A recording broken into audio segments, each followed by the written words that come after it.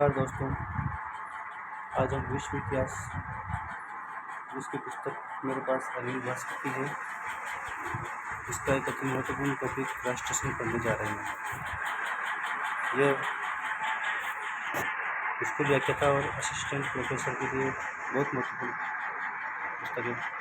आइए इसका अध्ययन करते हैं। राष्ट्र संघ राष्ट्र संघ की स्थापना से पहले भी विभिन्न संगठनों या सम्मेलनों द्वारा विश्व शांति के लिए अनेक प्रयास किए गए। 30 वर्षीय युद्ध 1618 से 48 के दौरान हुई विनाशलीला से विचलित डच विचारक ह्यूगो ग्रोटियस ने 1625 में युद्ध और शांति के नियम law of peace and war among Nations नामक पुस्तक में विभिन्न राज्यों के बीच प्रचलित प्रथाओं तथा नैतिक नियमों के आधार पर अंतर्राष्ट्रीय कानून की सृष्टि करने का प्रयास किया था। इस पुस्तक को अंतर्राष्ट्रीय कानून की पहली पुस्तक तथा ह्यूगो ग्रोटियस को अंतर्राष्ट्रीय कानून का प्रवर्तक कहा जाता है। उससे कुछ ही वर्ष पूर्व फ्रांस के राजा हेनरी चतुर्थ के मंत्री सली ने पश्चिमी यूरोप में शांति स्थापित करने की दृष्टि से स्वतंत्र राज्यों के संघ की एक महान योजना प्रस्तुत की थी। 1713 में एबे द सेंट पियर ने भी एक यूरोपीय संघ का प्रस्ताव किया था। 18वीं शताब्दी के अंत में 1795 में जर्मन दार्शनिक कांट ने शाश्वत शांति पर निबंध, इसका नाम है एसे ऑन परपेचुअल पीस, लिखकर स्वतंत्र राज्यों के संघ की आवश्यकता बतलाई, किंतु ये सब प्रयास सिर्फ काल्पनिक रहे। पढ़ें कंसर्ट ऑफ यूरोप। 1815 में नेपोलियन की पराजय के बाद यूरोप में शांति स्थापना तथा एक नई यूरोपीय व्यवस्था के लिए वियना कांग्रेस का आयोजन किया गया।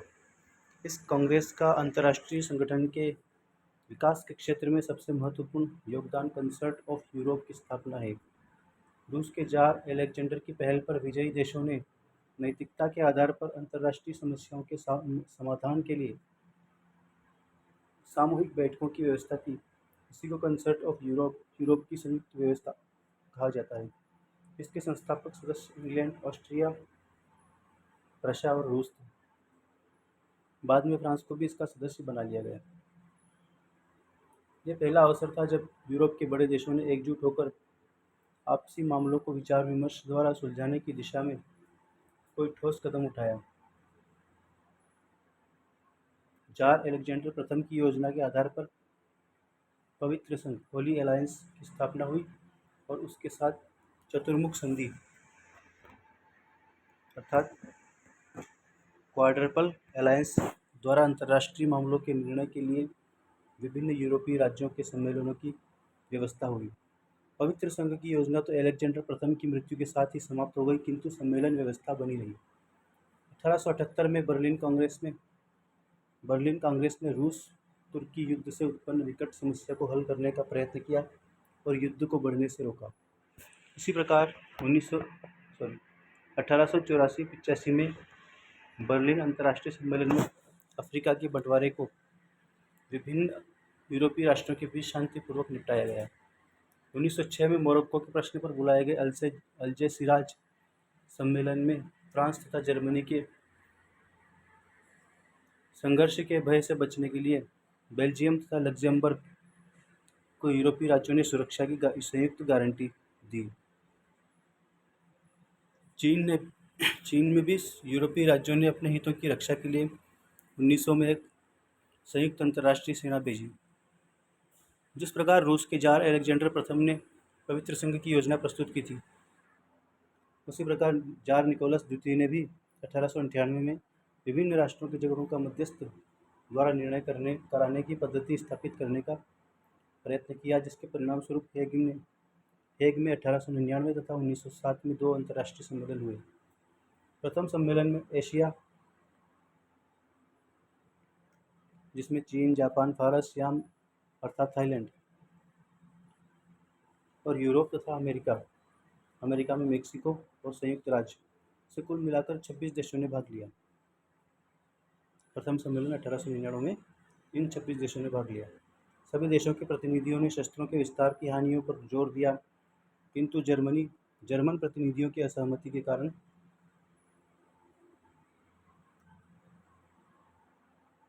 इस संदर्भ में कोई विशेष सफलता नहीं मिली। फिर भी इतना अवश्य हुआ कि अंतर्राष्ट्रीय झगड़ों को मध्यस्थों के निर्णय द्वारा तय करने के लिए सम्मेलन में एक स्थायी मध्यस्थ न्यायालय की स्थापना की गई और युद्ध की क्रूरताओं को सीमित करने के लिए कुछ अंतर्राष्ट्रीय नियमों का निर्माण किया गया। बाद में अंतर्राष्ट्रीय विवादों का शांतिपूर्ण हल निकालने के लिए राष्ट्रसंघ तथा संयुक्त राष्ट्र के अंतर्गत अंतर्राष्ट्रीय न्यायालय की स्थापना इसी हेग नगर में की गई। द्वितीय हेग सम्मेलन का आयोजन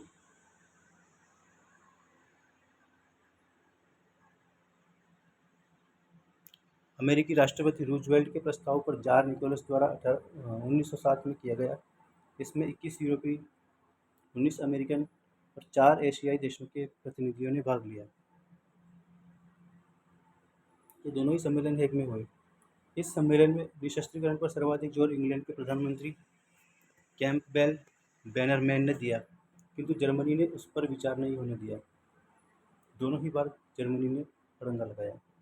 राजनीतिक क्षेत्र के अतिरिक्त मानवीय जीवन के अन्य क्षेत्रों में भी अंतर्राष्ट्रीय सहयोग के उदाहरण राष्ट्रसंघ की स्थापना से पूर्व प्राप्त होते हैं, जैसे डेन्यूब संबंधी यूरोपीय आयोग 1856 में, इंटरनेशनल रेड क्रॉस सोसाइटी 1864 में, यूनिवर्सल टेलीग्राफ यूनियन 1874 में, पोस्टल यूनियन 1874 में, अंतर्राष्ट्रीय नापतोल ब्यूरो 1875 में, अंतर्राष्ट्रीय कॉपीराइट संघ 1886 में, अंतर्राष्ट्रीय कृषि संस्थान 1905 आदि। विश्व शांति को बढ़ावा देने के लिए अंतर्राष्ट्रीय शांति आंदोलन का मुख्य कार्यालय स्विट्जरलैंड के बर्न नामक स्थान पर स्थापित किया गया। स्वीडन के अल्फ्रेड नोबेल के नाम पर एक पुरस्कार अंतर्राष्ट्रीय शांति के प्रयत्न करने वालों के लिए भी रखा गया और अमेरिका के एंड्रयू कार्नेगी ने कई शांति समितियों को सहायता देने की व्यवस्था की और हेग में एक शांति मंदिर की स्थापना की। राष्ट्रसंघ की स्थापना। अब राष्ट्रसंघ की स्थापना कैसे होती है, कब होती है, इसके बारे में पढ़ेंगे। 1914 में प्रथम विश्व युद्ध प्रारंभ होने के बाद इंग्लैंड के प्रधानमंत्री एस्क्विथ ने एक वास्तविक यूरोपीय सहयोग की चर्चा प्रारंभ कर दी थी। 1915 में अमेरिका में लीग टू एनफोर्स पीस नामक संस्था का गठन किया गया, जिसके सुझावों का समर्थन विल्सन द्वारा भी किया गया। 1916 में राष्ट्रपति विल्सन ने अपनी उदात्त घोषणाओं द्वारा संसार का ध्यान इस आदर्श की तरफ आकर्षित किया। 22 जनवरी 1917 को अमेरिकी सीनेट के समक्ष बोलते हुए विल्सन ने शांति के लिए विश्व संघ वर्ल्ड लीग फॉर पीस की स्थापना का प्रस्ताव प्रस्तुत किया। 1918 के प्रारंभ में ब्रिटिश सरकार ने लॉर्ड रॉबर्ट सेसिल के सुझाव पर राष्ट्रसंघ की योजना पर विचार करने के लिए विदेश मंत्री सर वाल्टर फिलीमोर की अध्यक्षता में एक समिति की स्थापना की। इसी तरह फ्रांस में भी लियोन बुर्जोइस की अध्यक्षता में एक समिति का गठन किया गया। 1918 के अंत में दक्षिण अफ्रीका के प्रधानमंत्री जनरल स्मट्स ने भी एक ऐसी ही योजना प्रस्तुत की, जिसे कर्नल हाउस ने बड़ी सावधानी के साथ फिलीमोर योजना से संश्लिष्ट कर दिया। अमेरिकी राष्ट्रपति विल्सन द्वारा 8 जनवरी 1918 को प्रस्तावित प्रसिद्ध 14 सूत्रों के आधार पर प्रथम विश्व युद्ध के बाद पेरिस सम्मेलन का आयोजन किया गया। अंतिम सूत्र राष्ट्रसंघ की स्थापना से संबंधित था, जिसमें आह्वान किया गया था कि सभी छोटे बड़े देशों द्वारा एक दूसरे की स्वतंत्रता और प्रादेशिक अखंडता का पारस्परिक आश्वासन देते हुए राष्ट्रों का एक सामान्य संघ बनाया जाए। पेरिस सम्मेलन में राष्ट्रसंघ की रूपरेखा बनाने के लिए विल्सन की अध्यक्षता में एक समिति का गठन किया गया, जिसमें कुल 19 सदस्यों में ब्रिटेन के लॉर्ड सेसिल और फिलीमोर, फ्रांस के लियोन बुर्जोइस तथा दक्षिण अफ्रीका के जनरल स्मट्स प्रमुख थे। ब्रिटेन की तरफ से लॉर्ड सेसिल और स्मट्स ने योजनाओं को मिलाकर प्रस्तुत किया। अमेरिकी और ब्रिटिश योजनाओं में मतभेद होने के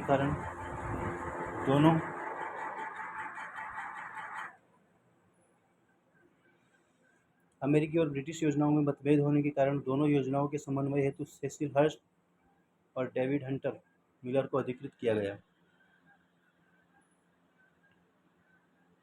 3 फरवरी को राष्ट्रसंघ संबंधी आयोग के सम्मुख हर्स्ट मिलर मसौदे को प्रस्तुत किया गया। 14 फरवरी 1919 को पेरिस शांति सम्मेलन के समक्ष विल्सन ने राष्ट्रसंघ के विधान का प्रारूप प्रस्तुत करते हुए कहा था कि एक जीवित वस्तु का जन्म हो रहा है। एक जीवित वस्तु का जन्म हो रहा है और यह शांति की गारंटी है। 28 अप्रैल 1919 को इसे अंतिम रूप से स्वीकार कर लिया गया।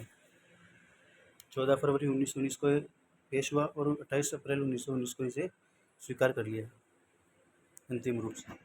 10 जनवरी 1920 के दिन वर्साई की संधि के रूप से लागू होने के साथ ही औपचारिक रूप से राष्ट्रसंघ का जन्म हुआ। 10 जनवरी 1920 से इसका जन्म हुआ। राष्ट्रसंघ का उद्घाटन करते हुए फ्रांसीसी राष्ट्रपति पोइनकारे ने कहा कि आपके हाथों में विश्व का भविष्य है। इसकी संविदा में 4000 शब्द तथा 4000 शब्द तथा 26 धाराएं थी। प्रथम 7 धाराएं इसके संवैधानिक प्रारूप से संबंधित थी। प्रथम धारा में सदस्यता तथा सदस्यता से अलग होने के नियम थे। पहली धारा के अनुसार राष्ट्रसंघ के प्रारंभिक सदस्य वे 32 राष्ट्र थे जिन्होंने पेरिस संधियों पर हस्ताक्षर किए थे। 13 अन्य तटस्थ राष्ट्रों को भी 2 माह में इसकी सदस्यता ग्रहण करने के लिए कहा गया। प्रथम अधिवेशन हुआ 15 नवंबर 1920 में। इस तक 42 राष्ट्र इसके सदस्य बन चुके थे। महासभा के 2/3 बहुमत से नए सदस्य बनाए जा सकते थे और 2 वर्ष की पूर्व सूचना देकर कोई भी सदस्य इससे अलग हो सकता था। परिषद के सर्वसम्मत निर्णय से किसी भी देश को संघ की सदस्यता से वंचित किया जा सकता था। मतलब किसी को अगर सदस्यता से हटाना है तो परिषद सर्वसम्मति से निर्णय करेगी। कोस्टारिका 1925 में और ब्राज़ील 1926 में राष्ट्रसंघ से शीघ्र अलग हो गए। फिनलैंड पर आक्रमण करने के कारण सोवियत संघ को 1939 में राष्ट्रसंघ से निष्कासित कर दिया गया। मिस्र 1937 में राष्ट्रसंघ से जुड़ने वाला अंतिम राज्य था। राष्ट्रसंघ से जुड़ने वाला अंतिम राज्य मिस्र था, 1937 में जुड़ा। धारा 2 से 5 तक महासभा और परिषद के संगठन व अधिकारों से संबंधित है। धारा 2 से 5 महासभा और परिषद के संगठन व अधिकारों से संबंधित है। धारा 6 व 7 में महासचिव उसके स्टाफ की नियुक्ति के साथ राष्ट्रसंघ का कार्यालय जेनेवा में रखने की व्यवस्था की गई। धारा 8 और 9 में निशस्त्रीकरण से संबंधित प्रावधान थे। धारा 8 के अनुसार राष्ट्रसंघ के सदस्यों की यह मान्यता है कि शांति बनाए रखने के लिए राष्ट्रीय सुरक्षा से संगति रखते हुए राष्ट्रीय शस्त्रास्त्रों का कम से कम किया जाना व अंतर्राष्ट्रीय कर्तव्यों का सामूहिक कार्यवाही द्वारा पालन किया जाना आवश्यक है। धारा 10 से 17 अंतर्राष्ट्रीय विवादों के निपटारे की व्यवस्था से संबंधित थी। इसमें धारा 10, 12 और 16 का विशेष महत्व था। 10वीं धारा के अनुसार राष्ट्रसंघ के सदस्य राज्यों ने एक दूसरे राज्य की राजनीतिक स्वतंत्रता और क्षेत्रीय अखंडता का सम्मान करने, बाह्य आक्रमण के समय उनकी रक्षा का वचन दिया था। 12वीं धारा के अनुसार सदस्यों ने सर्वसम्मति से निश्चित किया था कि वे अपनी समस्याओं को परस्पर बातचीत व बैठकों द्वारा हल करने का प्रयास करेंगे तथा किसी भी स्थिति में युद्ध की नीति का पालन नहीं करेंगे तथा इस लाइन को दोबारा पढ़ेंगे। 12वीं धारा के अनुसार सदस्यों ने सर्वसम्मति से निश्चय किया था कि अपनी समस्याओं को परस्पर बातचीत व बैठकों द्वारा हल करने का प्रयास करेंगे तथा किसी भी स्थिति में युद्ध की नीति का पालन नहीं करेंगे। धारा 16 के अनुसार यह व्यवस्था की गई कि कोई भी सदस्य राष्ट्रसंघ की मर्यादा व संविधान का उल्लंघन करके युद्ध की घोषणा करता है। धारा 16 के अनुसार यह व्यवस्था की गई कोई भी सदस्य राष्ट्रसंघ की मर्यादा व संविधान का उल्लंघन करके युद्ध की घोषणा करता है तो संघ के सभी सदस्य उस राष्ट्र का सम्मिलित रूप से विरोध करेंगे। धारा 18 द्वारा गुप्त संधियों को संघ के सदस्यों के बीच प्रतिबंधित कर दिया गया। गुप्त संधियों का प्रतिबंध कौन सी धारा लगाती है? 18। इसके अंतर्गत यह व्यवस्था की गई कि सदस्य राष्ट्र द्वारा भविष्य में होने वाली प्रत्येक संधि अथवा समझौते को राष्ट्र संघ में पंजीकृत करवाएगा और इनके सार्वजनिक प्रकाशन की व्यवस्था भी की गई। धारा 19 में पेरिस शांति सम्मेलन की उन संधियों को संशोधित करने की व्यवस्था की गई जिन्हें अव्यवहारिक मान लिया जाए। धारा 20 में पूर्व में की गई उन सभी संधियों को रद्द घोषित कर दिया गया था जो राष्ट्रसंघ के सदस्यों से मेल नहीं खाते थे। धारा 21 में यह व्यवस्था की गई कि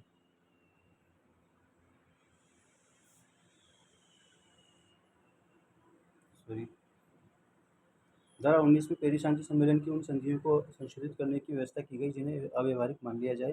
धारा 20 में पूर्व में की गई उन सभी संधियों को रद्द घोषित कर दिया गया जो राष्ट्रसंघ के समझौते से मेल नहीं खाती थी। धारा 21 में यह व्यवस्था की गई कि राष्ट्रसंघ समझौते से मुनरो सिद्धांत 1823 में अमेरिकी राष्ट्रपति मुनरो द्वारा अमेरिका के आंतरिक यूरोपीय देशों के मामलों में यूरोपीय देशों के हस्तक्षेप पर रोक की वैधता प्रभावित नहीं होगी।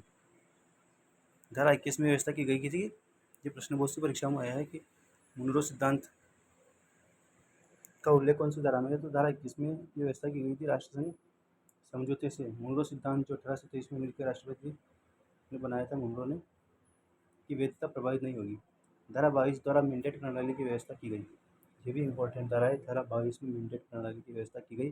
धारा 23 में राष्ट्रसंघ के सदस्यों द्वारा इस संगठन के माध्यम से अंतर्राष्ट्रीय समस्याओं को सुलझाने तथा मानव कल्याण से संबंधित अनेक कार्य, श्रमिक कल्याण, बाल कल्याण, स्त्री कल्याण, दास प्रथा का उन्मूलन, संक्रामक रोगों पर नियंत्रण आदि करने का फैसला किया गया। धारा 24 के अनुसार राष्ट्रसंघ ने उन संगठनों का दायित्व संभालने का निश्चय किया जो उसकी स्थापना से पूर्व स्थापित हो चुके थे। धारा 25 रेड क्रॉस संगठन तथा धारा 26 राष्ट्रसंघ के संविधान संशोधन से संबंधित थी। राष्ट्रसंघ का मुख्यालय तटस्थ राज्य स्विट्जरलैंड के जेनेवा नगर में रखा गया। स्विट्जरलैंड प्रथम विश्व युद्ध में शामिल नहीं हुआ था। राष्ट्रसंघ की धारा 2 के अनुसार संघ के कार्य संचालन हेतु 3 विभागों की स्थापना की गई थी। ये 3 विभाग कौन कौन से थे? साधारण सभा, परिषद और सचिवालय। अंतर्राष्ट्रीय न्यायालय और अंतर्राष्ट्रीय श्रमिक संगठन इसके 2 स्वायत्त अंग थे। राष्ट्रसंघ की स्थापना के उद्देश्य पढ़ेंगे। इसके यहाँ पर मोटे तौर पर 4 उद्देश्य दिए गए हैं। भविष्य में पहला उद्देश्य भविष्य में युद्ध की संभावनाओं को समाप्त करना। दूसरा, अंतर्राष्ट्रीय स्तर पर शांति, व्यवस्था और सुरक्षा की भावनाओं को बढ़ावा देना।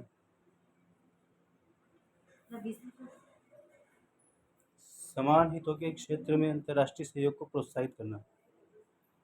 समान हितों के क्षेत्र में अंतर्राष्ट्रीय सहयोग को प्रोत्साहित करना। पेरिस शांति सम्मेलन में की गई शांति संधियों द्वारा निर्धारित कर्तव्यों का पालन करना। ये चौथा उद्देश्य था। इनमें प्रथम उद्देश्य पर सर्वाधिक बल दिया गया कि युद्ध की संभावनाओं को समाप्त करना। इसका सबसे महत्वपूर्ण उद्देश्य था। महासभा का अधिवेशन प्रति वर्ष सितंबर माह में जेनेवा नगर में होता था। प्रत्येक सदस्य देश इसमें अपने 3 प्रतिनिधि भेज सकता था, किंतु प्रत्येक देश को केवल 1 मत देने का ही अधिकार था। विश्व शांति से संबंधित विषयों पर विचार विमर्श करना, परिषद के अस्थायी सदस्यों का निर्वाचन करना, बजट पास करना तथा अंतर्राष्ट्रीय न्यायालय के न्यायाधीशों की नियुक्ति करना महासभा के प्रमुख कार्य थे। महासभा द्वारा इन कार्यों का संपादन अपनी 6 समितियों के माध्यम से करवाया जाता था। ये 6 समितियाँ थी: विधि और संविधान समिति, निशस्त्रीकरण और सुरक्षा समिति, बजट समिति, सामाजिक और मानवीय समस्याओं की समिति, राजनीतिक मामलों विषयक समिति और तकनीकी संगठन, स्वास्थ्य, यातायात और आर्थिक मामलों की समिति। महासभा का प्रथम अधिवेशन 15 नवंबर 1920 को हुआ। महासभा का प्रथम अधिवेशन 15 नवंबर 1920 को होता है। अंतिम अधिवेशन 8 अप्रैल 1946 को प्रारंभ हुआ और 19 अप्रैल 1946 को राष्ट्रसंघ के प्रतिनिधियों ने सर्वसम्मति से पारित कर राष्ट्रसंघ को समाप्त करने की घोषणा कर दी। अंतिम अधिवेशन 8 अप्रैल 1946 से 19 अप्रैल 1946 के बीच हुआ। इस समय राष्ट्रसंघ के सदस्यों की संख्या 34 थी। परिषद में प्रारंभ में कुल 9 सदस्य थे, इनमें से 5 स्थायी और 4 अस्थायी थे। परिषद के स्थायी सदस्यों में 5 बड़े मित्र राष्ट्र थे: संयुक्त राज्य अमेरिका, ब्रिटेन, फ्रांस, इटली और जापान। अमेरिका के संघ से अलग रहने के कारण स्थायी सदस्यों की संख्या 4 ही रह गई। 1926 में जर्मनी को 5वां स्थान प्राप्त हुआ। 1933 में जर्मनी के राष्ट्रसंघ से अलग होने के बाद सितंबर 1934 में रूस को यह स्थान दिया गया। अंत में केवल ब्रिटेन और फ्रांस ही इसके सदस्य रहे। अस्थायी सदस्यों की संख्या 4 से बढ़ाकर 1923 में 6 कर दी गई, 1926 में 6 से बढ़ाकर 9 कर दी गई और 1936 में 9 से बढ़ाकर 11 कर दी गई। ऐसे सदस्यों का चुनाव महासभा द्वारा 3 वर्ष की अवधि के लिए किया जाता था। संयुक्त राष्ट्र संघ की भांति राष्ट्र संघ के स्थायी सदस्यों को वीटो का अधिकार प्राप्त नहीं था। परिषद के प्रमुख कार्यों में राष्ट्र संघ के संविधान तथा पेरिस संधि की शर्तों की अवहेलना के आरोप में किसी भी सदस्य देश की सदस्यता समाप्त करना, आक्रामक देश के खिलाफ सैनिक कार्रवाई करने का अधिकार, अंतर्राष्ट्रीय विवादों का हल, सार्वजनिक प्रदेशों का प्रशासन संभालना, मैंडेट व्यवस्था से संबंधित विविध रिपोर्टों पर विचार करना आदि शामिल थे। प्रारंभ में परिषद की एक वर्ष में 4 बैठकें होती थी, जिन्हें घटाकर 1929 में 3 कर दिया गया। ये बैठकें क्रमशः जनवरी, मई और सितंबर माह में आयोजित होती थी। सचिवालय के बारे में पढ़ेंगे। सचिवालय का मुख्यालय जेनेवा में था। इसे राष्ट्र संघ का सर्वाधिक उपयोगी और सबसे कम विवादास्पद अंग कहकर पुकारा गया है। सचिवालय को सचिवालय के प्रमुख कार्यों में संधियों का पंजीकरण और प्रकाशन करना, संघ के विभिन्न अंगों द्वारा वांछित सूचनाएं उपलब्ध करवाना, सभा और परिषद की बैठकों की कार्यसूची बनाना, बैठकों में पारित प्रस्तावों का रिकॉर्ड रखना, संघ के निर्णयों को क्रियान्वित करने का कार्यक्रम, ये सब शामिल थे। राष्ट्र संघ के प्रथम महासचिव ब्रिटेन के जेम्स एरिक ड्रमंड 1920 से 1933 तक थे। उसके बाद फ्रांस के एम जोसेफ एवनाल 1940 तक इस पद पर रहे। और अंतर्राष्ट्रीय न्यायालय के बारे में पढ़ेंगे। अंतर्राष्ट्रीय न्यायालय और अंतर्राष्ट्रीय श्रम संगठन का खर्च राष्ट्र संघ के बजट में शामिल होते हुए भी प्रशासनिक तौर पर उससे स्वतंत्र थे। राष्ट्र संघ के विधान की 14वीं धारा के अंतर्गत अंतर्राष्ट्रीय न्यायालय की स्थापना ऐसे किसी भी विवाद को निपटाने के उद्देश्य से जो संबंधित पक्ष या उसके सम्मुख प्रस्तुत करे तथा परिषद या सभा द्वारा उनके पास भेजे गए प्रश्नों पर सलाहकारी राय देने के लिए की गई। 30 जनवरी 1922 को हॉलैंड के हेग नगर में स्थापित अंतर्राष्ट्रीय न्यायालय ने 15 फरवरी 1922 को कार्य प्रारंभ कर दिया। इस न्यायालय में 15 न्यायाधीश थे, जिनका चयन महासभा और परिषद की संयुक्त बैठक में 9 वर्ष की अवधि के लिए किया जाता था। द्वितीय विश्व युद्ध के काल में हॉलैंड पर जर्मनी का अधिकार होने के बाद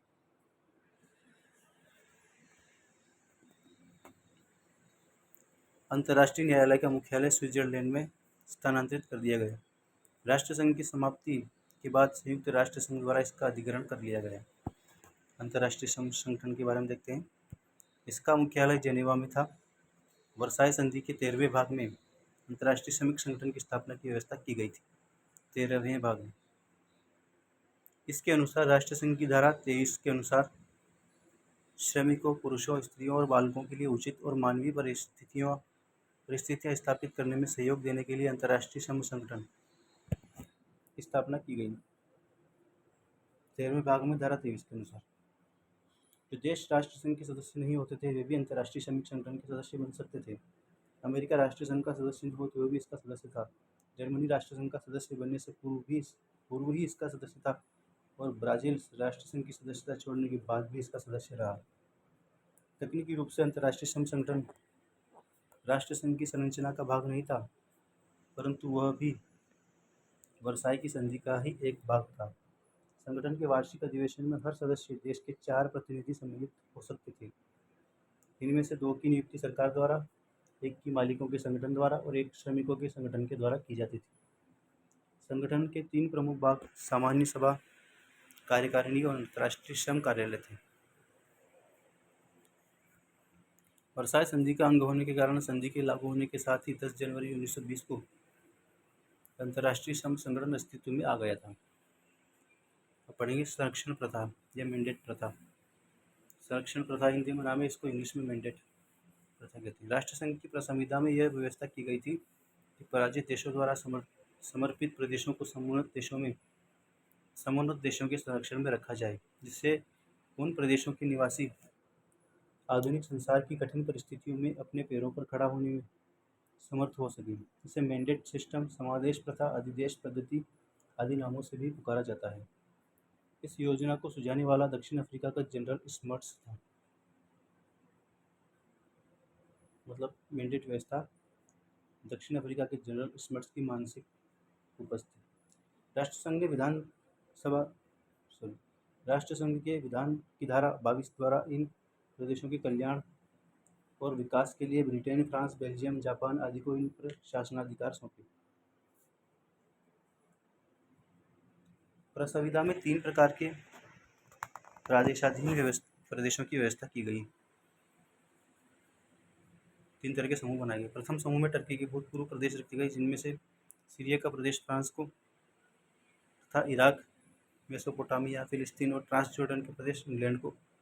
फिलिस्तीन का प्रदेश अंग्रेज सरकार द्वारा 1917 में दिए गए इस वचन पर आधारित था कि फिलिस्तीन को यहूदी लोगों का एक स्वतंत्र देश बना देगा।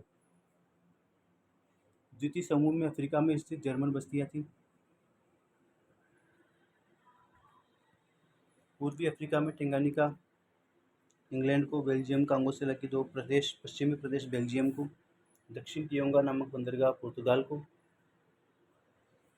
तथा कैमरून और टोगोलैंड इंग्लैंड और फ्रांस के बीच बांट दिए गए।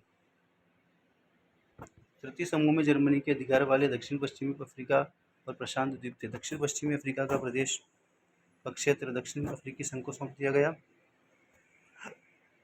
क्याओ चाओ में जर्मनी का पट्टा, शांतुन में उसके विशेषाधिकार तथा प्रशांत महासागर में भूमध्य रेखा के उत्तर के समस्त जर्मन द्वीप जापान को तथा दक्षिण के द्वीप ऑस्ट्रेलिया को दिए गए।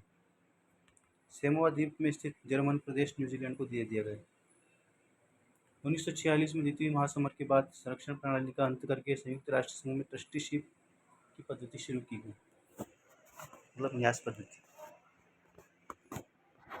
जो राष्ट्र संघ में मेंबर सिस्टम था, वही संयुक्त राष्ट्र संघ में ट्रस्टीशिप नाम से या न्यास पद्धति के नाम से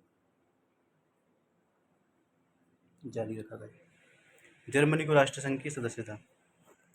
लोकार्नो संधियों पर हस्ताक्षर होने के बाद जर्मनी को राष्ट्र संघ परिषद का स्थायी सदस्य बनाने के लिए मार्च 1926 में एक विशेष अधिवेशन आयोजित किया गया। परिषद के स्थायी सदस्यों में वृद्धि सभी स्थायी सदस्यों के निर्विरोध निर्णय तथा सभा के बहुमत द्वारा उसके अनुमोदन से ही हो सकती थी। जर्मनी को राष्ट्रसंघ की परिषद का स्थायी सदस्य बनाए जाने की सूचना प्राप्त होने पर पोलैंड, स्पेन और ब्राजील ने भी स्थायी सदस्यता के लिए अपना दावा प्रस्तुत किया। किन राष्ट्रों ने किया? पोलैंड, स्पेन और ब्राजील ने। दुर्भाग्य से ऑस्टिन चैम्बरलेन ने स्पेन को समर्थन का वचन दे दिया था। ब्रिटेन के ऑस्टिन चैम्बरलेन ने इससे उत्साहित होकर फ्रांस के विदेश मंत्री ब्रिया ने पोलैंड का समर्थन कर दिया। इस समय स्पेन और ब्राजील दोनों ही परिषद के अस्थायी सदस्य थे।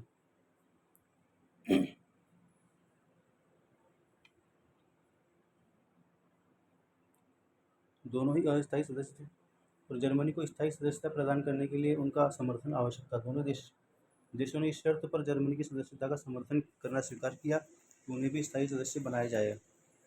इससे स्थिति काफ़ी जटिल हो गई और इस मामले में कोई निर्णय हुए बिना ही सभा विसर्जित हो गई। इसके बाद परिषद की एक समिति ने इस मामले को सुलझाने का प्रयास किया। अंत में समाधान निकालते हुए अस्थायी सदस्यों की संख्या बढ़ाकर 6 से 9 करने तथा अस्थायी सदस्यों में से 3 को उनकी त्रिवर्षीय अवधि समाप्त होने के बाद सभा का 2/3 बहुमत या समर्थन प्राप्त होने पर पुनः निर्वाचन योग्य करार देने का निर्णय किया गया। इस प्रकार स्थायी और अस्थायी सदस्यों के बीच एक अर्ध स्थायी सदस्यों की श्रेणी कायम करने का प्रयास किया गया। पोलैंड ने यह व्यवस्था इस आश्वासन पर स्वीकार कर ली कि उसे नए अर्ध स्थायी स्थानों में से एक प्राप्त होगा। स्पेन और ब्राजील ने यह योजना अस्वीकार कर दी, किंतु अपने मत से जर्मनी को संघ का सदस्य बनने से रोकने की बदनामी से बचने के लिए उन्होंने स्वयं ही राष्ट्र संघ से हटना उचित समझा। इस प्रकार सितंबर 1926 में जर्मनी को राष्ट्र संघ परिषद का स्थायी सदस्य बना दिया गया। सितंबर 1926 में बनाया। स्पेन को 1928 में राष्ट्रसंघ का सदस्य पुनः बना लिया गया। सोवियत प्रवक्ता राष्ट्रसंघ का मुखौल उड़ाते रहते थे, फिर भी सोवियत सरकार ने अमेरिका का अनुसरण करते हुए 1927 में राष्ट्रसंघ के मानवतावादी और निशस्त्रीकरण कार्य संबंधी कार्यों में सहयोग देना स्वीकार कर लिया।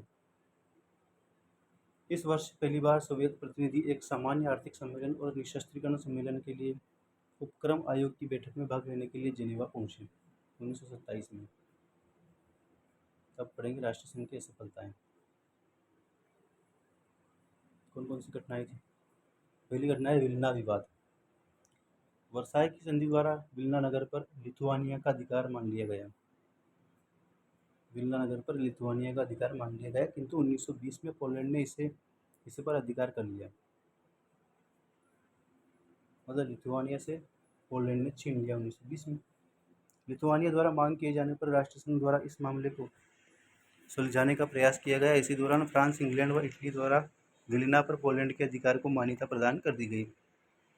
1923 में राष्ट्रसंघ ने विल्ना पर पोलैंड का अधिकार स्वीकार कर लिया। बड़ी शक्तियों द्वारा हस्तक्षेप किए जाने के कारण राष्ट्रसंघ इस विवाद को निपटाने में असफल रहा।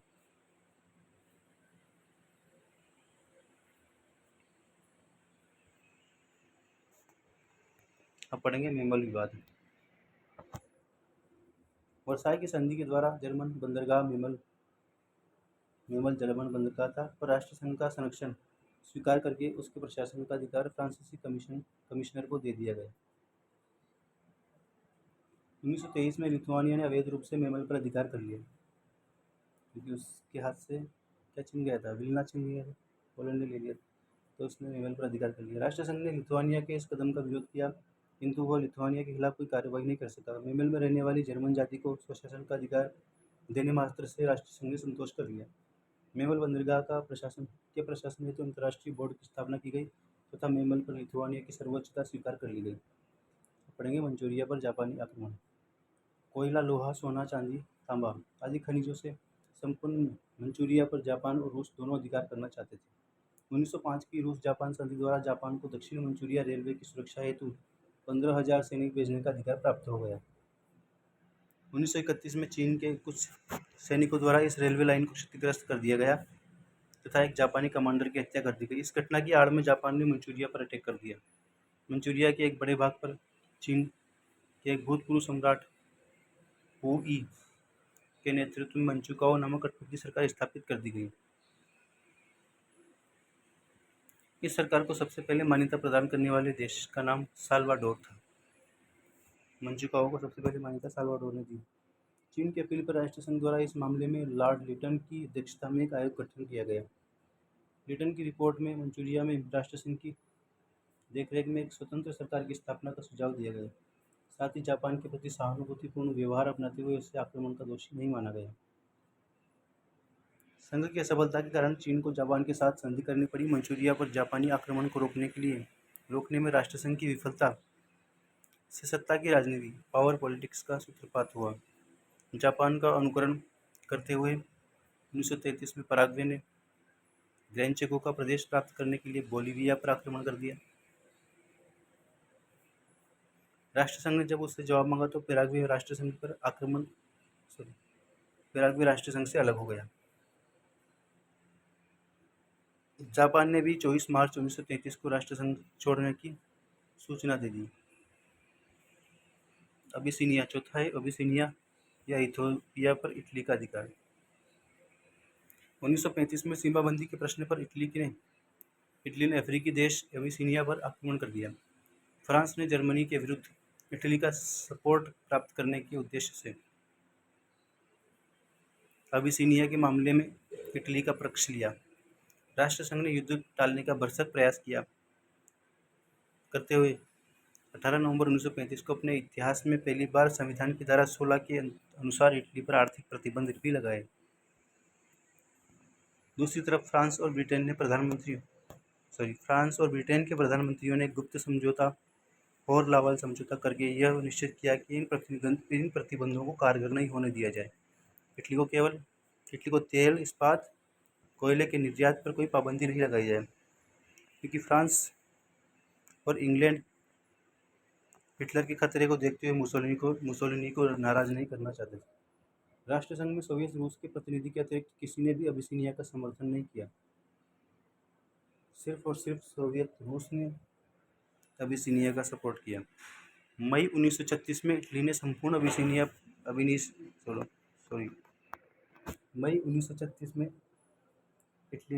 अबिसिनिया पर अपना अधिकार कर लिया। शीघ्र ही फ्रांस और इंग्लैंड द्वारा न केवल अबिसिनिया पर इटली के अधिकार को मान्यता प्रदान कर दी गई, अपितु अबिसिनिया को राष्ट्रसंघ की सदस्यता से भी बाहर कर दिया गया। इससे राष्ट्रसंघ के अस्तित्व और सामूहिक सुरक्षा का सिद्धांत खतरे में पड़ गया। अब पढ़ेंगे हिटलर और राष्ट्रसंघ। हिटलर वर्साई की संधि में हुए अपमान तथा प्रथम विश्व युद्ध की पराजय का बदला लेना चाहता था। इसके लिए उसने निम्नलिखित कदम उठाए, ऐसे कदम उठाए जिसके फलस्वरूप राष्ट्रसंघ के अस्तित्व को खतरा पहुंचा। पहला है 1933 में राष्ट्रसंघ की सदस्यता से इस्तीफा दे दिया। दूसरा, वर्साई संधि की धाराओं का उल्लंघन करते हुए 16 मार्च 1935 को अनिवार्य सैनिक सेवा लागू कर दी। जबकि वर्साई की धारा में था कि वो अपनी सेना 1 लाख से ज़्यादा नहीं रख सकता था। अब अनिवार्य सैनिक सेवा करेगा तो सारी जनसंख्या सैनिक बन जाएगी। वर्साई संधि द्वारा लोकार्नो समझौते के विरुद्ध 1936 में उसने राइन क्षेत्र में जर्मन सेना भेज दी। चौथा है उसने ऑस्ट्रिया का जर्मनी में विलय तथा चेकोस्लोवाकिया पर अधिकार कर लिया। ऑस्ट्रिया का जर्मनी में विलय कर लिया और चेकोस्लोवाकिया पर भी अधिकार कर लिया। चेकोस्लोवाकिया मतलब मेन रूप से ऑस्ट्रिया का ही भाग था। ऑस्ट्रिया के 2 क्षेत्र थे, बोहेमिया और मोरेमिया को मिला करके चेकोस्लोवाकिया बनाया गया था। स्पेन के गृह युद्ध में जनरल फ्रैंको को पूरा समर्थन दिया। स्पेन के गृह युद्ध में जनरल फ्रैंको को पूरा समर्थन दिया। छठा है 1939 में पोलैंड पर आक्रमण पर हिटलर ने द्वितीय विश्व युद्ध का प्रारंभ कर दिया। 1939 में पोलैंड पर आक्रमण करके हिटलर ने द्वितीय विश्व युद्ध का आरंभ कर दिया। इस प्रकार राष्ट्रसंघ न तो हिटलर को रोक पाया और न ही द्वितीय विश्व युद्ध की। छठा है स्पेन का गृह युद्ध। स्पेन के नवोदित तानाशाह जनरल फ्रैंको ने वहाँ की गणतंत्री सरकार के खिलाफ सशस्त्र विद्रोह कर दिया, जिसमें उसे हिटलर और मुसोलिनी का भी सहयोग मिला। राष्ट्रसंघ का सदस्य होने के नाते स्पेन की गणतंत्री सरकार ने सहायता की मांग की, किंतु राष्ट्रसंघ ने तटस्थता की नीति का पालन किया। इंग्लैंड और फ्रांस जैसे बड़ी शक्तियों ने इसे स्पेन का आंतरिक मामला बताते हुए राष्ट्रसंघ को कोई भी कदम उठाने से रोक दिया। इसके बाद राष्ट्रसंघ के प्रमुख सदस्यों ने जनरल फ्रैंको की तानाशाही सरकार को मान्यता प्रदान करके निर्लजतापूर्ण कृत्य किया। राष्ट्रसंघ पर आघात और असफलता के कारण। अब कारण पढ़ेंगे अपन राष्ट्रसंघ की असफलता के कौन से कारण थे। अमेरिकी राष्ट्रपति विल्सन के सुझाव पर राष्ट्रसंघ को व्यर्थ में ही वर्साई की संधि का भाग बनाया गया, जो इस संगठन के लिए भविष्य में दुर्बलता का सबसे बड़ा कारण बना। सबसे बड़ा कारण दुर्बलता का यह था कि ये वर्साई की संधि का भाग था। वर्साई व अन्य संधियों से जुड़े होने के कारण इन संधियों का क्रियान्वयन करवाना राष्ट्रसंघ का दायित्व था। यही कारण था कि राष्ट्रसंघ पराजित देशों का समर्थन और विश्वास प्राप्त करने में सफल रहा। विभिन्न शांति संधियों के साथ जुड़े होने के कारण ही नॉर्मन वेंटविच ने राष्ट्रसंघ को एक बदनाम माँ की अवैध संतान अर्थात कुख्यात माता की कुप्रतिष्ठित पुत्री कहा है। नॉर्मन वेंटविच ने अन्यायपूर्ण, आरोपित, एकपक्षीय तथा अपमानजनक संधियों का अंग व संरक्षक होने के कारण राष्ट्रसंघ आरंभ से ही बदनाम रहा। इसे पराजित राष्ट्रों का दमन करने के लिए विजेता राष्ट्रों का हथियार समझा गया। इस कारण प्रथम विश्व युद्ध में पराजित राष्ट्र इसे घृणा की दृष्टि से देखते थे। राष्ट्रसंघ की सफलता इसके सदस्य राष्ट्रों के पूर्ण सहयोग, पारस्परिक विश्वास और निस्वार्थ भावना पर निर्भर था, किंतु सदस्य देशों ने राष्ट्रसंघ के हितों के स्थान पर अपने निजी स्वार्थों को अधिक महत्व दिया। फ्रांस राष्ट्रसंघ को वर्साई के संधि का संरक्षक मानता था। इस कारण वह राष्ट्रसंघ के माध्यम से जर्मन आक्रमण से सुरक्षा चाहता था। यही कारण था कि अबिसिनिया पर इटली के आक्रमण के समय उसने राष्ट्रसंघ के सिद्धांतों की अवहेलना करके इटली के अनुचित कार्यों का समर्थन किया। दूसरी तरफ इंग्लैंड ने अपने व्यापारिक और औपनिवेशिक स्वार्थों के कारण जर्मनी के प्रति उदार नीति का पालन किया। सोवियत नेताओं की दृष्टि में राष्ट्रसंघ 25वीं शताब्दी की सबसे निर्लज और चोरों की बनाई हुई वर्साई संधि की उपज बना रहा। लेकिन राष्ट्रसंघ को एक लेनिन राष्ट्रसंघ को एक पूंजीवादी हथियार कहा करता था। राष्ट्रसंघ में अंतर्निहित संवैधानिक दुर्बलता भी इसकी असफलता के लिए उत्तरदायी थी। किसी भी राज्य को अपराधी घोषित करने का निर्णय परिषद द्वारा सर्वसम्मति से करना पड़ता था, किंतु इसमें राष्ट्रों के आपसी स्वार्थ टकराते थे, इसलिए सर्वसम्मत निर्णय करवाना कठिन था। साथ ही राष्ट्रसंघ के संविधान में युद्ध का पूर्ण निषेध नहीं किया गया था, केवल आक्रामक युद्धों को अवैध घोषित किया गया था, जबकि रक्षात्मक युद्धों को वैध माना गया था। राष्ट्रसंघ की एक विधि एक बड़ी कमजोरी इसके पास स्वयं की अंतर्राष्ट्रीय सेना का नहीं होना था। इसके पास स्वयं की अंतर्राष्ट्रीय सेना नहीं थी जिसका प्रयोग वह अग्रंदाय व संविधान का उल्लंघन करने वाले देशों के खिलाफ कर सकता था। सेना नहीं थी तो कर ही नहीं पाया। इस कारण पेरिस पेरिस के समाचार पत्रों में आलोचना करते हुए कहा गया कि राष्ट्रसंघ एक कुत्ता है। पेरिस के समाचार पत्रों ने राष्ट्रसंघ की आलोचना करते हुए क्या छापा कि राष्ट्रसंघ एक कुत्ता है जो भौंकता तो है पर काटता नहीं है। राष्ट्रसंघ की असफलता का एक प्रमुख कारण इस संस्था में सार्वभौमिक शक्ति का अभाव भी था। इसे विश्व की महान शक्तियों का सम्मिलित सहयोग कभी भी प्राप्त नहीं हुआ। राष्ट्रसंघ का जन्मदाता अमेरिकी राष्ट्रपति वुडरो विल्सन अमेरिका को राष्ट्रसंघ का सदस्य नहीं बना सका क्योंकि मार्च 1920 में अमेरिकी सीनेट ने वर्साई की संधि के साथ इसे भी नामंजूर कर दिया। सीनेट में राष्ट्रपति विल्सन की डेमोक्रेटिक पार्टी के स्थान पर विरोधी रिपब्लिकन पार्टी का बहुमत था। राजनीतिक विरोधी होने के साथ साथ रिपब्लिकन पार्टी विल्सन से इसलिए नाराज थी कि उसने पेरिस शांति सम्मेलन में अमेरिकी प्रतिनिधिमंडल में एक भी रिपब्लिकन सदस्य को शामिल नहीं किया था। सीनेट द्वारा राष्ट्रसंघ की सदस्यता अस्वीकार करने का मुख्य कारण इसके विधान की 10वीं धारा थी जो सामूहिक सुरक्षा से संबंधित थी। इसके अंतर्गत शांति भंग करने वाले आक्रामक राज्य के खिलाफ आर्थिक और सैनिक कार्यवाही की बात की गई थी। सीनेट में राष्ट्रसंघ के विरोधियों का कहना था इससे अमेरिका अन्य देशों के साथ व्यर्थ के झंझटों में फंस जाएगा। राष्ट्रसंघ को अमेरिकी असहयोग के संदर्भ में गैथर्न हार्डी ने कहा था कि एक बालक राष्ट्रसंघ को यूरोप के दरवाजे पर अनाथ छोड़ दिया गया। गैथर्न हार्डी ने कहा। E.H. कार का भी कहना था कि यूरोप के दरवाजे पर एक असहाय शिशु को छोड़ दिया गया जिसे देखने पर हर तरफ से उसे अटलांटिक पार उसके जनक की याद आती थी। अमेरिका की अनुपस्थिति में से अन्य देशों को संघ से त्यागपत्र देने की प्रेरणा मिली और उसके सहयोग के बिना आर्थिक प्रतिबंध का सिद्धांत भी प्रभावी नहीं हो सकता था। राष्ट्रसंघ की स्थापना के समय अमेरिका और इंग्लैंड ने फ्रांस की सुरक्षा की गारंटी ली थी किंतु अमेरिका के हट जाने से उस गारंटी का कोई मूल्य नहीं रह गया। इससे कोई शक नहीं कि अमेरिका राष्ट्रसंघ का सदस्य होता तो इटली, जापान, जर्मनी, रूस आदि की महत्वाकांक्षाओं को प्रभावी तरीके से रोका जा सकता था। हंगरी को 1922 में राष्ट्रसंघ का सदस्य बनाया गया किंतु 1922 में ही स्वतंत्र राज्य मान लिए जाने के बावजूद ब्रिटेन के साथ विचित्र संबंधों के चलते मिस्र इसका सदस्य नहीं बन पाया। मतलब 1922 में हंगरी को तो बना लिया लेकिन मिस्र को नहीं बनाया इंग्लैंड के कारण। लोकार्नो समझौते के बाद 1926 में जर्मनी को राष्ट्रसंघ का सदस्य बना लिया गया। 1933 में जापान और जर्मनी ने राष्ट्रसंघ की सदस्यता त्याग दी जो 1935 में लागू हो गई। 11 दिसंबर 1937 को इटली ने भी जापानी और जर्मनी की नीति का अनुकरण करते हुए राष्ट्रसंघ से त्यागपत्र दे दिया।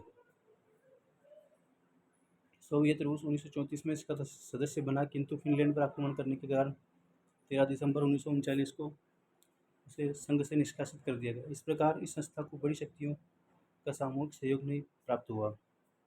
राष्ट्रसंघ की उपलब्धियां पर लेते हैं। 1924 से 1930 का काल राष्ट्रसंघ की सत्ता और प्रतिष्ठा का काल माना जाता है। 1924 से 30 का काल राष्ट्रसंघ की प्रतिष्ठा और सत्ता का काल था। इसका कारण यह था कि 1924 से पहले जेनेवा में राष्ट्रसंघ की सभाओं में सदस्य देशों का प्रतिनिधित्व ऐसे व्यक्ति करते थे जो अपने देशों की नीति निर्धारण के लिए उत्तरदायी होते थे।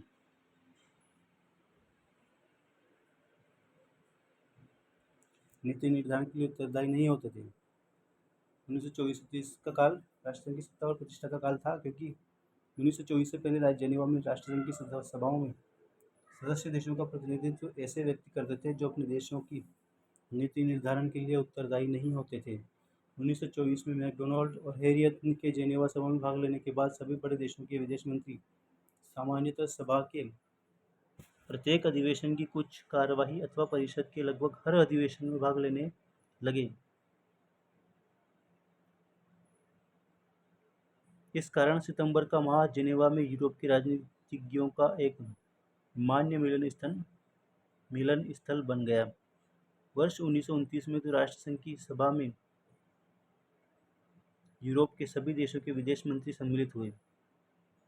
1929 में 1930 तक राष्ट्रसंघ को कई अंतर्राष्ट्रीय विवादों को निपटारा करने में सफलता प्राप्त हुई, क्योंकि इन झगड़ों का संबंध मुख्य रूप से छोटे देशों से था।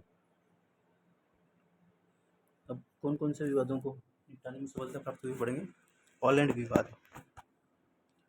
ऑलैंड विवाद फिनलैंड और स्वीडन के बीच बोथनिया की खाड़ी के प्रवेश द्वार पर स्थित ऑलैंड द्वीप समूह में लगभग 300 द्वीप थे।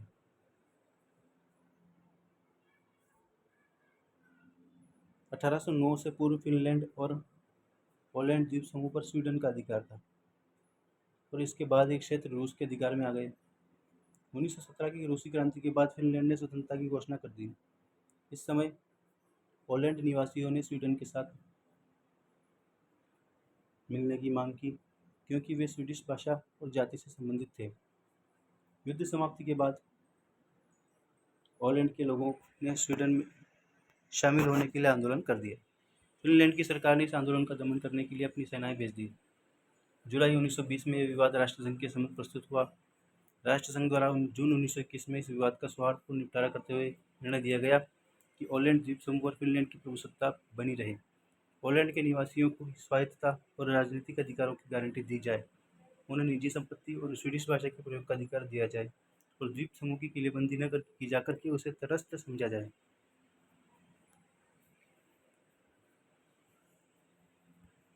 दूसरा है कॉर्फू द्वीप विवाद। कॉर्फू द्वीप विवाद 1923 में यूनान और अल्बानिया के बीच सीमाबंदी का कार्य कर रहे इटालियन प्रतिनिधियों की हत्या कर दी गई।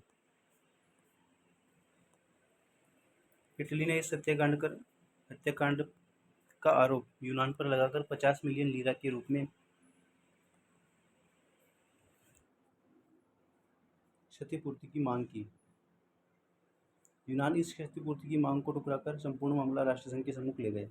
इस बीच इटली ने बमबारी कर कॉर्फू द्वीप को पूरी तरह नष्ट कर दिया। इतना ही नहीं, इटली ने इस मामले में राष्ट्रसंघ को रुचि न लेने की धमकी भी दी। इससे भयभीत राष्ट्रसंघ ने मामला राजदूतों की समिति को सौंप दिया। राजदूतों की समिति के निर्णयानुसार यूनान को इटली से माफ़ी मांगनी पड़ी और क्षतिपूर्ति देनी पड़ी। इसके बाद इटली द्वारा कॉर्फू से अपनी सेनाएं हटाई गई।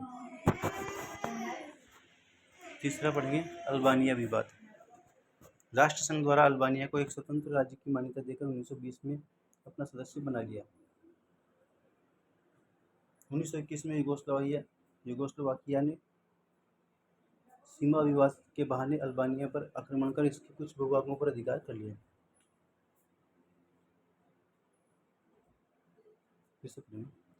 अल्बानिया विवाद। राष्ट्रसंघ द्वारा अल्बानिया को एक स्वतंत्र राज्य की मान्यता देकर 1920 में अपना सदस्य बनाया गया। 1921 में यूगोस्लोवाकिया ने सीमा विवाद के बहाने अल्बानिया पर आक्रमण कर उसके कुछ भूभागों पर अधिकार कर लिया। यूगोस्लोवाकिया ने राष्ट्रसंघ द्वारा हस्तक्षेप करने पर यूगोस्लोवाकिया को अल्बानिया से अपनी सेनाएं हटानी पड़ी। मोसुल विवाद। मोसुल के समृद्ध तेल भंडार पर तुर्की, इराक और इंग्लैंड अधिकार करना चाहते थे। 1924 में यह विवाद राष्ट्रसंघ के सम्मुख प्रस्तुत किया गया। राष्ट्रसंघ द्वारा मामले की जांच कर मोसुल पर इराक के दबाव को मान्यता प्रदान कर दी गई। तो पढ़ेंगे साइलेशिया विवाद। जर्मनी और पोलैंड के बीच स्थित साइलेशिया प्रदेश पर अधिकार को लेकर दोनों देशों के बीच विवाद की स्थिति पैदा हो गई। राष्ट्रसंघ ने इस विवाद का शांतिपूर्ण निपटारा करते हुए साइलेशिया को 2 भागों में विभाजित कर जर्मनी और पोलैंड के बीच में बांट दिया। तो पढ़ेंगे यूनान और बुल्गारिया विवाद।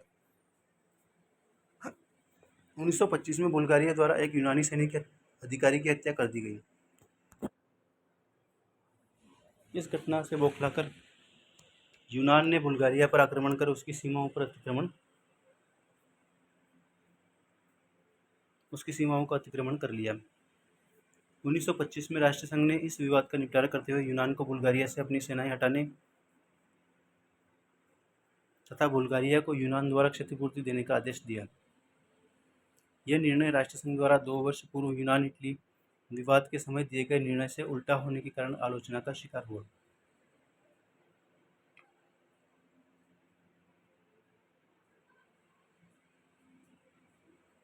उन्नीस सौ 22 में लेटेशिया नगर पर पेरू का अधिकार समाप्त कर कोलंबिया का अधिकार कराया गया। 1922 में लेटेशिया पर पेरू का अधिकार खत्म किया गया और कोलंबिया का अधिकार कराया गया, किंतु 1923 में लेटेशिया पर पुनः अधिकार करने के लिए पेरू ने अपनी सेनाएं भेज दी। राष्ट्रसंघ ने मध्यस्थता कर लेटेशिया पर पुनः कोलंबिया को दिलावा दिया। लेटेशिया पुनः कोलंबिया को दिलवा दिया। राष्ट्रसंघ द्वारा 1923 में हंगरी और रोमानिया के बीच के विवाद का शांतिपूर्ण निपटारा किया गया। राष्ट्रसंघ ने सामाजिक और मानवीय क्षेत्र में सराहनीय कार्य किए। फ्रीडरॉफ न्यूसन के नेतृत्व वाले शरणार्थी संगठन के माध्यम से राष्ट्रसंघ ने युद्ध की समाप्ति पर रूस में रह गए हजारों पुराने युद्धबंदियों को अपने देश वापस लौटने में सहायता प्रदान की। शरणार्थियों को बचाने के लिए राष्ट्रसंघ ने नॉर्वे के डॉक्टर नॉनसेन की अध्यक्षता में एक पृथक आयोग का गठन किया गया। इस आयोग में यूनान तुर्की युद्ध में यूनान की पराजय के बाद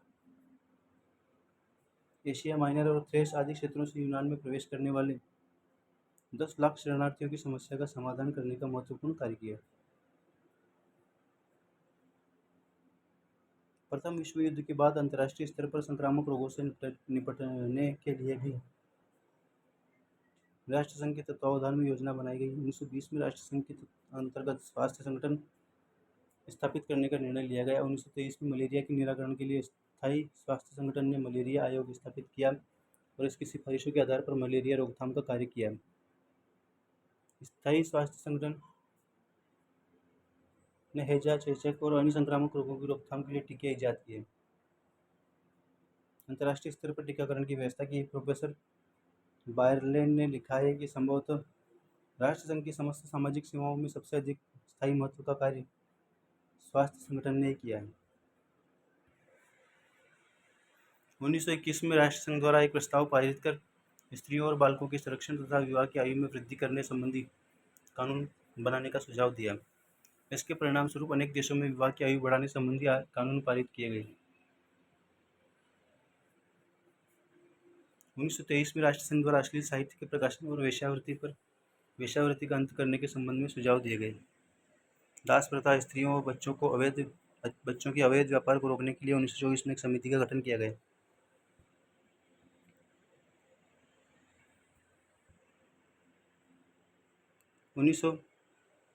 इस समिति की रिपोर्ट के आधार पर 1926 में दास प्रथा के विरुद्ध प्रस्ताव पारित किया गया।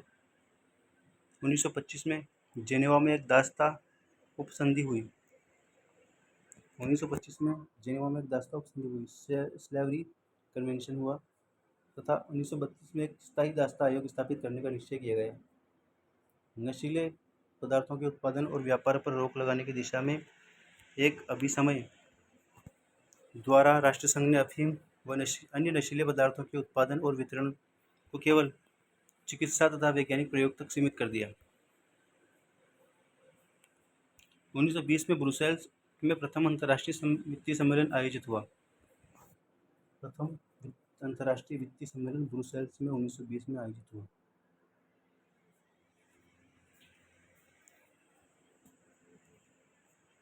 जिसमें अमेरिका और जर्मनी सहित 39 देशों के प्रतिनिधियों ने भाग लिया।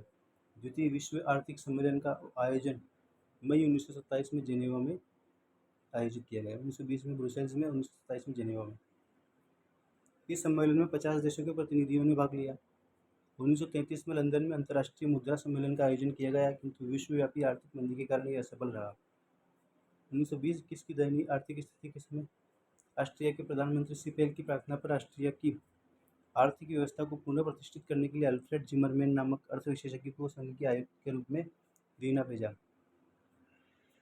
इसको दोबारा पढ़ेंगे। 1920-21 की दयनीय आर्थिक स्थिति के समय ऑस्ट्रिया के प्रधानमंत्री सीपेल की प्रार्थना पर ऑस्ट्रिया की आर्थिक व्यवस्था को पुनः प्रतिष्ठित करने के लिए अल्फ्रेड जिमरमैन नामक अर्थ विशेषज्ञ को संघ के आयुक्त के रूप में वीना भेजा गया, ऑस्ट्रिया भेजा गया। 1923 में हंगरी के आर्थिक पुनर्निर्माण के लिए भी एक योजना बनाकर जे स्मिथ नामक अमेरिकन अर्थशास्त्री के निरीक्षण में उसे कार्यान्वित किया गया।